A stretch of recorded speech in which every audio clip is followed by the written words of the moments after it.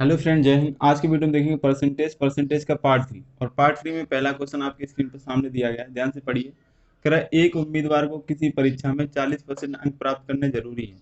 यदि 220 अंक प्राप्त करने वाला उम्मीदवार 20 अंकों से अनुत्तीर्ण हो गया तो उस परीक्षा के अधिकतम अंक क्या थे। ओके, तो देखो ध्यान से पढ़ा तो हमने देखो एक चीज इसमें पता चल रही है कि उम्मीदवार को अगर 40% अंक प्राप्त करना जरूरी है, यानी उस परीक्षा का जो पास अंक है, जो पास प्रतिशत है, वो कितना है? 40%। ओके, यानी उसको पास होने के लिए कम से कम 40% अंक चाहिए। ओके, लेकिन आगे क्या कह रहा है, यदि उसने 220 अंक प्राप्त करके 20 अंकों से फेल हो गया तो देखो उसको चाहिए कितने? 40% अंक।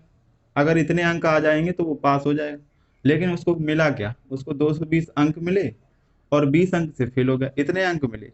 अगर 20 अंक से फेल हो गया तो 20 अंक और मिल जाते तो वो पास हो जाता कि नहीं हो जाता? तो 220 में 20 ऐड कर दो तो ये कितना हो जाएगा आपका? 240।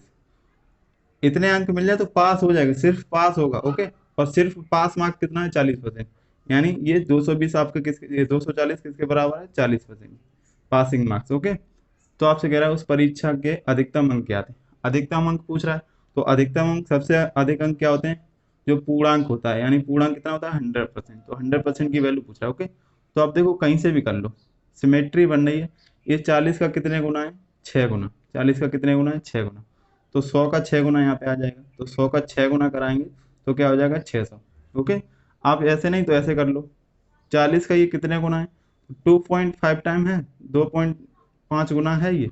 तो 240 का 2.5 गुना करेंगे, 240 दूनी देखो 480, और 240 का आधा 120, 480 और 120 जोड़ेंगे तो 600। यानी आपको उसका अधिकतम अंक क्या थे? 600। तो सी ऑप्शन आपका सही। ओके, आप ऐसे नहीं कर सकते तो 40% की वैल्यू पता है, 1% की निकाल लो, उससे 100% की निकाल लो। तो देखो 40% की वैल्यू कितनी? 240। तो 1% की वैल्यू 40 से डिवाइड कराएंगे तो 6 आ जाएगी।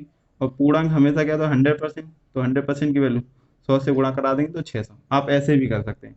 तो सी ऑप्शन आपका राइट आंसर है। ओके, और हाँ, जिन लोगों ने पार्ट 1 और पार्ट 2 नहीं देखा जरूर देखें जाके, उसमें 4 से 5 टाइप के क्वेश्चन कराए मैंने, आपको बहुत अच्छे से समझ में आने वाले हैं। ओके, आइए देखते हैं क्वेश्चन नंबर 2। एक परीक्षार्थी को एक परीक्षा पास होने के लिए 40% अंक चाहिए थे। उसने 180 अंक प्राप्त किए, जो कि पास होने के लिए आवश्यक अंकों से 20 अंक कम है। तो पूर्णांक बताइए। अच्छा देखो, सिंपल सी बात है। उसको देखो कितने अंक चाहिए? 40% अंक चाहिए, तो वो क्या हो जाएगा? पास हो जाएगा। 40% अंक चाहिए, वो क्या हो जाएगा? पास। ओके, उसने क्या किया? 180 अंक प्राप्त कर लिए, 180 अंक प्राप्त कर लिए और 20 अंक से क्या हो गया? फेल हो गया। मतलब 20 अंक पास होने के लिए कम मिले उसको। ओके, तो 20 अंक और मिल जाते तो क्या हो जाता? वो पास हो जाता। तो हमने 180 में 20 अंक जोड़ दिए, ये अब क्या हो गया? Passing mark. और परसेंटेज में पासिंग मार्क कितना दिया? 40। यानी 40% की वैल्यू कितनी है? ये हो जाएगी 200। 40% की वैल्यू कितनी है? 200। ओके, आपसे पूछ रहा है तो पूर्णांक बताओ। पूर्णांक अपने आप में क्या होता है? 100%। पूर्णांक क्या होता है? 100%। अब देखो सिमेट्री बन रही है। 40% की वैल्यू कितनी? 200। तो 40 का कितने गुना? ये 5 गुना। 5 गुना है। तो अब यहाँ पे देखो 100 का कितने कर देंगे? 5 गुना। तो 100 का 5 गुना कराएंगे तो 500। आपका पूर्णांक क्या हो जाएगा? 500। तो B will be right answer. Okay, अब देखो दूसरा तरीका क्या। ये 40 का कितने गुना है? तो 2.5 गुना है, 2.5 गुना है। तो 200 का 2.5 गुना कर दो। तो 200 में 2.5 से मल्टीप्लाई कराएंगे, देखो 200 दूनी 400 और 200 का आधा 100। 400 और 100 कितना हो जाएगा? 500। ओके, तीसरा तरीका आप जानते हो, सिंपल, जो आप तक करते हैं। 40% की वैल्यू कितनी दी गई है? 200। तो 1% की वैल्यू निकाल लो, तो 40 से डिवाइड कराएंगे 5। 100% की वैल्यू निकालेंगे तो 500।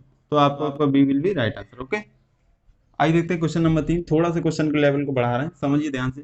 एक विद्यार्थी ने एक परीक्षा में 30% अंक प्राप्त किए और वह 108 अंकों से फेल हो गया। एक दूसरा परीक्षार्थी उसी परीक्षा में 52% अंक प्राप्त करके पास होने के लिए आवश्यक अंकों से 24 अंक अधिक प्राप्त करता है। तो बताइए पूर्णांक क्या है? अच्छा देखो, एक परीक्षार्थी कितने अंक प्राप्त करता है? 30%। और वह फेल कितने अंकों से होता है? 108 अंकों से। अच्छा, फेल अंक हो रहा है, फेल हो रहा है, तो उस चीज को हम लोग किससे दिखा देंगे? माइनस से, क्योंकि 108 अंक कम आ रहा है उसके। दूसरा परीक्षार्थी कह रहा है 52% अंक प्राप्त करता है, तो 52% लिख लिया हमने।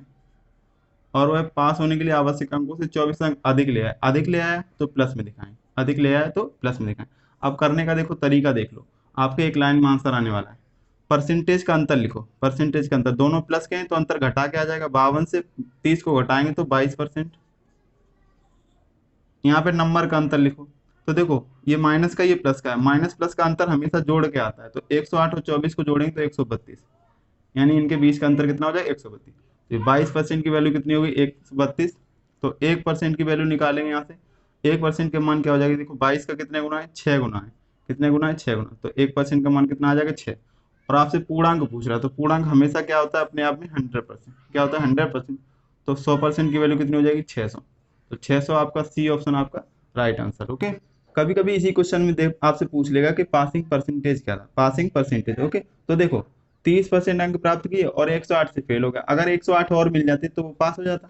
अब ये देखो 108 परसेंटेज में कितना होगा, तो देखो 1% की वैल्यू कितनी है, 6। तो ये 6 का कितने गुना है, देखो 18 गुना है। तो ये कितना बन जाएगा, 118%। 30% यहाँ मिले, 18 और मिल जाते तो पास हो जाता। तो 30 और 18 कितना हो जाएगा, 48%। यानी पासिंग परसेंटेज क्या हो जाएगा, 48%। आप यहाँ से नहीं तो यहाँ से भी निकाल सकते हो। 52% अंक मिले, 24 और अधिक मिल गए, अगर ये ना मिलते तो वो क्या हो जाता, पास होता मतलब। तो 24% को परसेंटेज में क्या लिखेंगे, एक की वैल्यू 6, तो ये 4 गुना है, तो ये 4% हो जाएगा। 52 से 4% कम करेंगे तो अभी क्या आ जाएगा, 48%। आप यहाँ से भी निकाल सकते हो। ओके, तो ये आपका पासिंग परसेंटेज आ गया।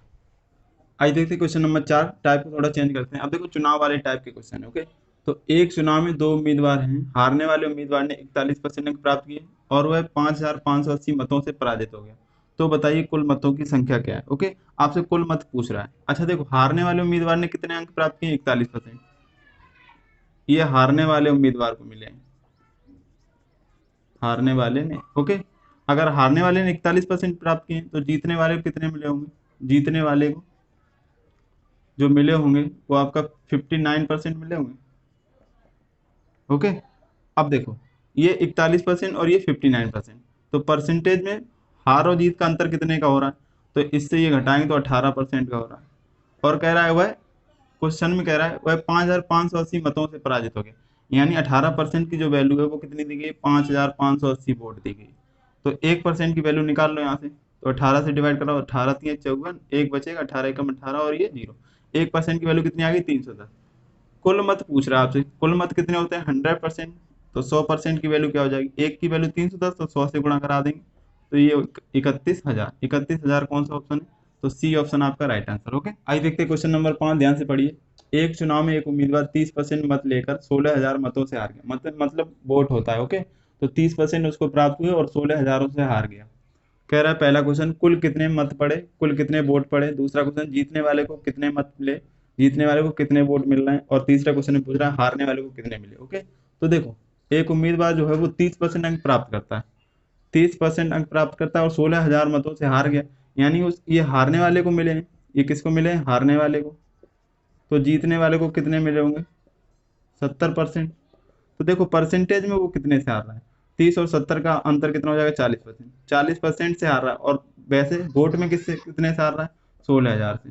कितने से हार रहा है, 16,000। तो 1% की वैल्यू निकाल लेंगे यहाँ से, तो 40 से डिवाइड कराएंगे तो 4 चौके 16 और 2 जीरो। 1% की वैल्यू कितनी आ जाएगी, 400। ओके, तो आपसे कह रहा है कुल कितने मत पड़े, और मत कितने होते हैं, 100%। तो 100% की वैल्यू कितनी हो जाएगी, तो 2 जीरो बढ़ा दो, 40,000। पहले क्वेश्चन का आंसर क्या हो जाएगा, 40,000। ओके, 40,000। दूसरा क्वेश्चन कह रहा है जीतने वाले को कितने, तो जीतने वाले को कितने मिल रहा है, 70%। तो 1% की वैल्यू 400, तो 70% की वैल्यू क्या हो जाएगी, 4 से मल्टीप्लाई कराएंगे तो 4 सत्ते 28 और 1 2 3 जीरो, 1 2 3 यानी 28,000। तो जीतने वाले को कितने मिल रहा है, 28,000। Okay, 3 zero. और हारने वाले को कितने मिल रहा है, 30%। तो एक की वैल्यू 400, तो 30 की वैल्यू 3 चौके 12, 1 2 3, तो 12,000। इसको कितने मिल रहा है, 12,000। ये हारने वाले को हो गए। ओके, क्वेश्चन नंबर 6 देखो, ध्यान से समझना।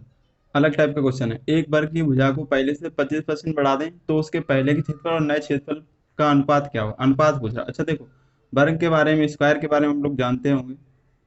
एक वर्ग होता है, उसकी चारों साइडें आपस में क्या होती है, बराबर। अगर वर्ग नहीं लग रहा है तो भी आप वर्ग समझिए, इसकी सारी भुजाएं आपस में क्या होंगी, बराबर। अगर एक भुजा को हमने ए मान लिया तो चारों आपस में क्या होंगी, बराबर। तो इसका जो एरिया होता है वो एरिया क्या होता है, भुजा स्क्वायर यानी साइड का स्क्वायर, ए स्क्वायर। ओके, कह रहा है उसकी एक भुजा को कोई भी एक साइड ले लो, क्योंकि सारी साइडें आपस में इक्वल है, 25% बढ़ा दें। तो 25% बढ़ा रहा है, 25% को फ्रिक्शन में भिन्न में क्या लिखेंगे, 1/4। और बढ़ाएगा तो इसको प्लस से दिखाएंगे। देखो पहले भुजा कितनी थी उसकी, 4, एक बढ़ा दी तो अब कितनी हो गई, 5। अब कितनी हो गई, 5। तो एरिया देखो, एरिया क्या होता है, ए स्क्वायर। तो पहले अगर एरिया इसका निकालते तो कितना होता है, 4 का स्क्वायर 16, और अब एरिया कितना हो जाएगा, 5 का स्क्वायर 25। तो बस यही सिंपल सा पूछ रहा था, एरिया में रेशियो, तो 16:25 आपका आंसर हो जाएगा। आइए देखते हैं क्वेश्चन नंबर 7, कह रहा है एक वर्ग की भुजा को पहले से 20% बढ़ा दें तो उसके क्षेत्रफल पर क्या प्रभाव पड़ेगा। अच्छा, अभी अभी बताया कि जो वर्ग होता है, स्क्वायर होता है, उसकी सारी साइड, सारी भुजाएं आपस में क्या होती है, बराबर, आपस में क्या होती है, बराबर। तो कह रहा है पहले से एक भुजा को 20% बढ़ा दें, तो एरिया क्या होता है, एरिया क्या होता है, भुजा स्क्वायर, साइड का स्क्वायर होता है, ए इंटू ए लिखेंगे, यानी परिवर्तन कितने बार हो रहा है, 2 बार। तो देखो कितना बढ़ा रहा है, 20% बढ़ा रहा है, तो इसको 20% बढ़ाएगा तो इसको भी 20%, क्योंकि एरिया में परिवर्तन हो रहा है। तो 20 को जोड़ो कितना हो जाएगा, 40, हमने बताया था, एक अंक बाद दशमलव यहाँ, एक अंक बाद दशमलव यहाँ, 2×2=4, तो 40 और 4=44, उसका एरिया कितना बढ़ जाएगा, 44%। ओके, क्वेश्चन नंबर 8 देखो ध्यान से, इस टाइप का क्वेश्चन हम लोग पिछले वीडियो में देख चुके हैं। कह रहा है एक भिन्न के अंश में 220% की वृद्धि और उसके हर में 150% की वृद्धि करने पर 4/5 प्राप्त होता है, बताइए वह भिन्न क्या है। अच्छा देखो, जो हमने कहा था कि जो प्राप्त हो लास्ट में उसको लिख लो 4/5, जो परिवर्तन अंश में का है उसे हर की जगह दिखा दो, और जो हर में का है उसे अंश की जगह। तो देखो 220% की वृद्धि किसमें कह रहा है, अंश में, तो वृद्धि जो भी होगी वो 100 में जोड़ के दिखाएंगे, तो 100 में 220 जोड़ेंगे तो ये कितना हो जाएगा, 320, और हर में कितने परसेंट की वृद्धि, 150% की, तो 100 में 150 जोड़ेंगे तो ये 250। जो अंश की जगह है वो हर में दिखाना होता है, और जो हर की जगह परिवर्तन होगा वो अंश में दिखाना। बस इसको सॉल्व कर लो, आपका आंसर आ जाएगा। तो ये देखो 5 से काटेंगे, ये 5 बार कट जाएगा, और ये 4 से काटेंगे तो ये 4 8 बार कट जाएगा, और ये 0 से 0 कट जाएगा, तो लास्ट में आंसर क्या आ जाएगा, 5/8, यानी आपकी भिन्न क्या थी, 5/8। तो ये आपका नंबर 9 देखो ध्यान से, थोड़ा सा अलग टाइप का उसी का क्वेश्चन। एक भिन्न के अंश में 25% की वृद्धि और उसके हर में 25% की कमी करने पर भिन्न के मान में कितने प्रतिशत की वृद्धि या कमी होगी। अच्छा देखो, इसमें कोई प्राप्त नहीं हो रहा, कुछ भी प्राप्त नहीं हो रहा, तो हमने भिन्न मान ली वो 1/1 होगी भिन्न। ओके, इंटू करेंगे, जो परिवर्तन अंश में कह रहा है आप अंश में ही दिखाएंगे, क्योंकि कुछ भी अलग से कुछ नहीं प्राप्त हो रहा हमें।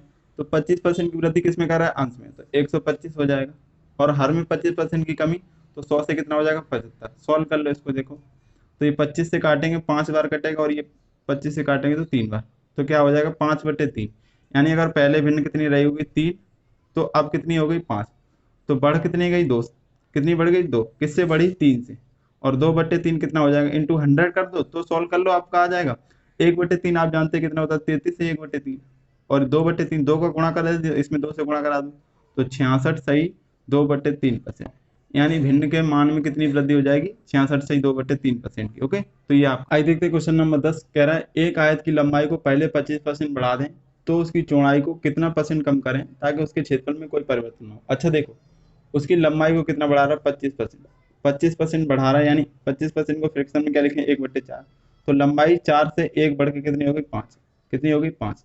अगर लंबाई वही रहे तो उसके क्षेत्र, मतलब उसके क्षेत्र में कोई परिवर्तन नहीं होगा, यानी कोई अंतर नहीं आएगा, तो उतना ही कम करना पड़ जाएगा चौड़ाई को। तो देखो लंबाई वही रखने के लिए इसको कितना कम करेंगे, एक कम करेंगे, और किससे कम करेंगे, 5, तो 1/5 की कमी क्या हो जाएगी, 20%, और ये कमी किस में कर देंगे हम लोग, चौड़ाई में। अगर इतनी चौड़ाई में कमी कर देंगे तो उसके एरिया में यानी क्षेत्रफल में कोई परिवर्तन नहीं आएगा, तो ये आपका आंसर हो जाएगा। ओके, तो करने का ये तरीका सबसे बेस्ट तरीका है। ओके, तो आज के लिए वीडियो को यहीं तक रखते हैं, मिलते हैं नेक्स्ट वीडियो में नए सवालों के साथ। ओके, थैंक यू, जय हिंद।